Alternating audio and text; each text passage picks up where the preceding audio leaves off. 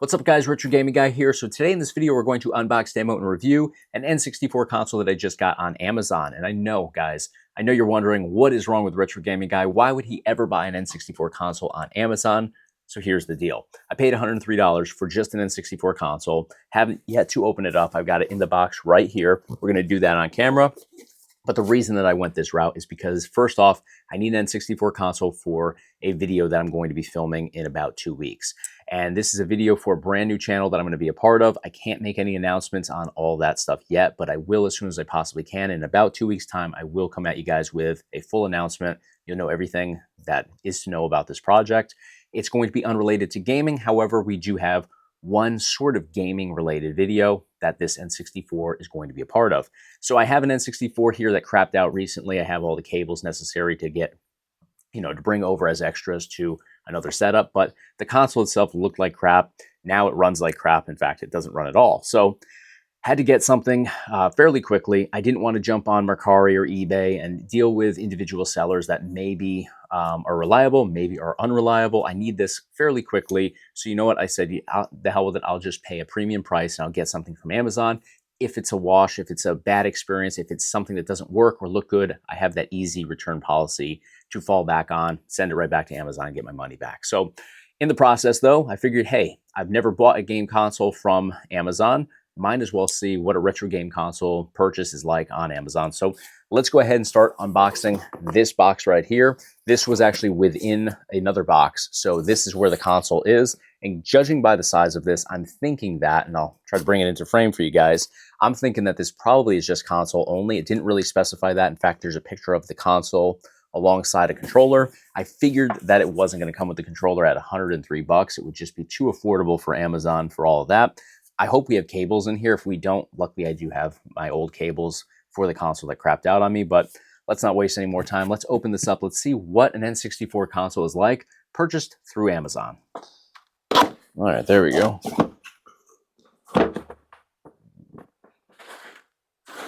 A strange box.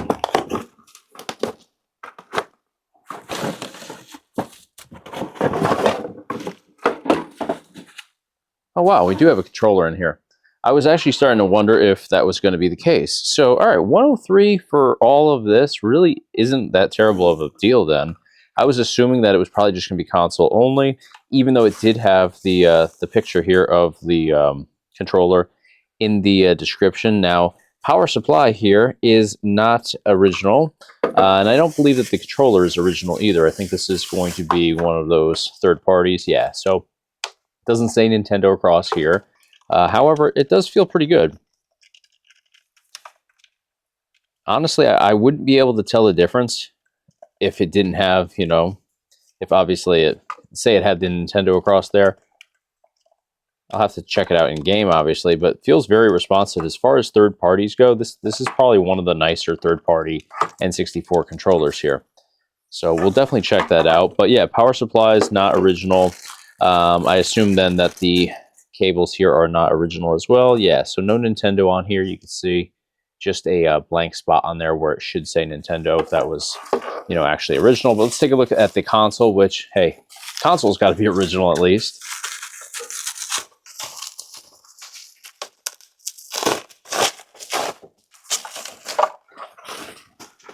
All right, so, wow. I would not say that this is in great shape here by any means. And let me try to get the light in here. So you can see right across the top there that, there's definitely blemishes all over this. In fact, they could have made this look much better just by buffing some of these out. I mean, these are blemishes in a completely different color, like somebody just took a controller and banged it across the top here like that. So yeah, lots of, there's no dirt or anything inside like the power button or the reset button, but it is very well clean as well. Like the ventilation on here looks great.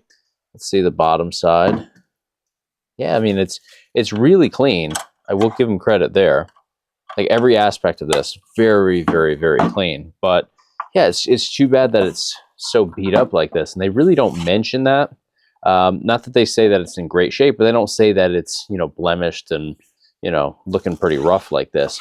It's too bad, because if it weren't for, you know, these blemishes and scrapes, and they're not even really into, I wonder if we can try to buff these out a little bit ourselves.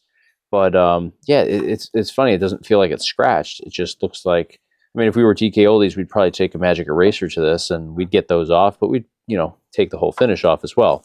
But yeah, let's see if I can actually try to buff these a little bit here and see if we can improve them. It's too bad because, yeah, I mean, I was pretty open about the fact that I was just grabbing this for the sheer convenience of getting an N64 and not having to deal with, you know, third-party sellers other than Amazon. I just thought it would be a more seamless, you know, experience here without, you know, headaches. But yeah, this I don't know, it leaves a lot more to be desired here with the way that this looks here. And I'll try to bring it in so you guys can see. It's pretty consistent across the entire top surface here.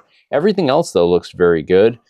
Port, you know, port options here look good. Bottom looks good. Bottom actually looks better than the top. And let's see how this fits in here, since it is third party. Ooh, doesn't fit in there very well, does it? Well, I guess it's kind of locked in. It only locks in on like one side, and this stays indented.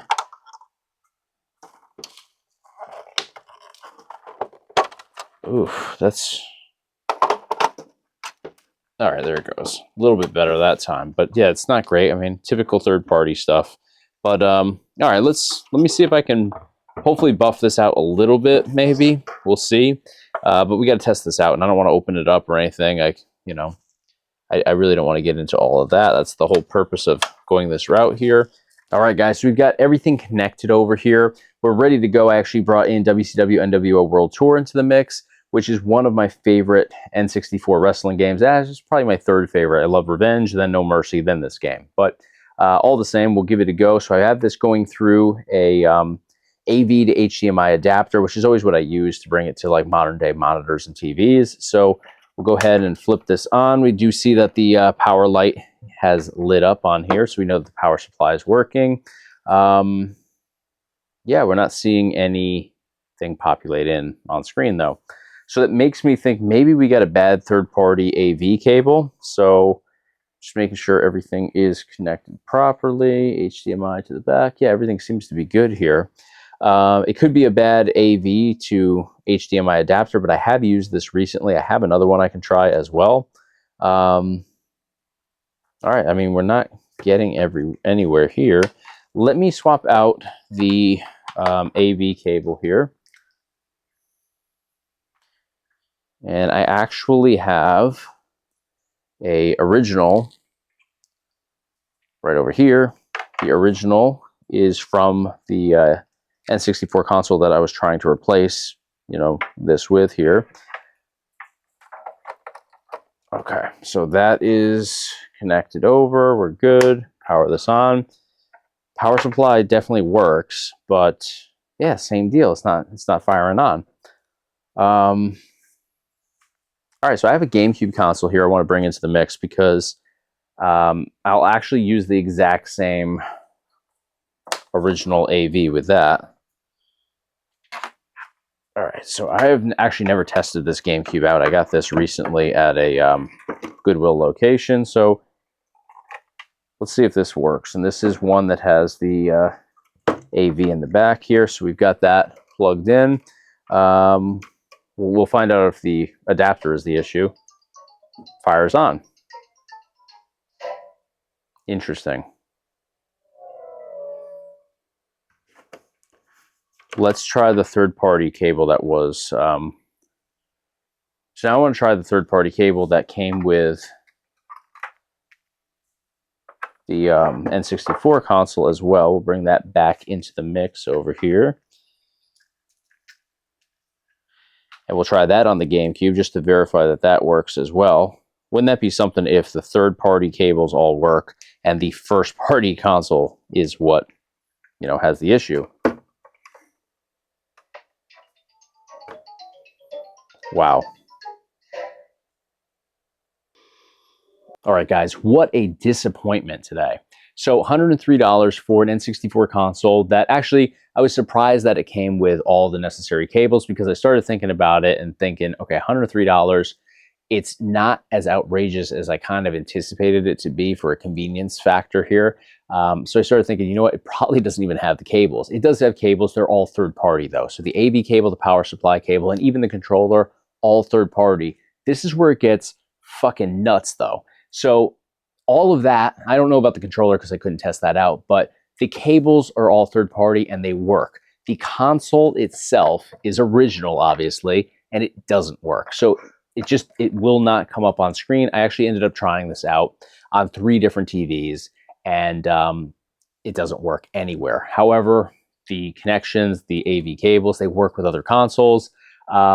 The HDMI, or the the AV to HDMI adapter works with a wide range of consoles. I've tested this out with N64 consoles as well in the past, so it's not a compatibility issue at all. It's this console. It just does not work. So yeah, $103 for something that doesn't work. And let's dive into the fact that this is not good condition. This is not okay condition. This is acceptable condition, because these are significant surface imperfections on the top.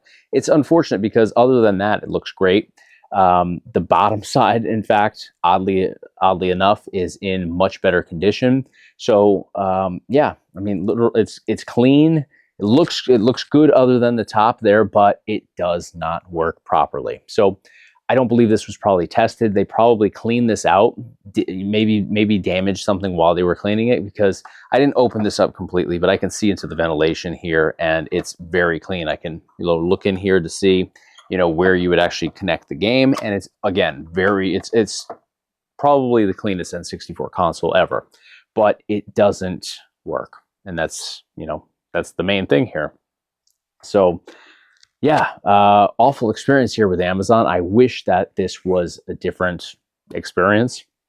I would pay a premium price point for convenience, and that was the goal here today. I have to film in a couple of days, and I'm going to have to now scramble to get an N64 console that actually does function correctly. So yeah, it's upsetting to go through this, because you're paying that extra money for peace of mind, at the end of the day, and to not have to run around and go on Mercari or go on eBay or go, God forbid, to DK Oldies and pay a fortune, or to just, not know exactly what you're getting. But at the end of the day, you don't know what you're getting anywhere, I guess. I guess that's the biggest takeaway from this. Amazon or anywhere else, you're going to be gambling when it comes to retro game consoles that are 25 plus years old. So you just never know what you're going to get. And I don't think anybody really truly takes care of these consoles or tests them out. I think it's just luck of the draw, and you see where our luck's at today. So I don't know. This was not a good experience here. Let me know what you guys think about this shoddy experience from Amazon buying retro game consoles. I think most people would be deterred from the price point alone, but I figured, hey, we'll get some convenience out of this. We'll streamline the process, and it was kind of tight for time as it was. In the end, I just kind of shelled out money that I'll get it back, obviously, with the return policy from Amazon, which is great about Amazon. I will always say that. But I'm going to have to scramble now to try to find an N64 console that can, meet my needs, obviously. So I think I'll probably head over to Mercari, because I've had a good experience buying games on there. In fact, everything that I've bought on Mercari has been actually reasonably priced, and has worked. So I guess that's the route I'll take next, and we'll see how we do over there. But let me know what you guys think about this N64 coming from Amazon, the way that it came, the price point that it came at, and all that. Let me know in the comments. You guys know the deal, though. If you enjoyed the content today, and the heads up on what I experienced buying an N64 from Amazon, give me a thumbs up on the video. Huge help to me here on YouTube. And of course, hit subscribe to stay in the loop for all future videos right here on the Retro Gaming Guy YouTube channel. Thanks for watching. I'll see you on the next one.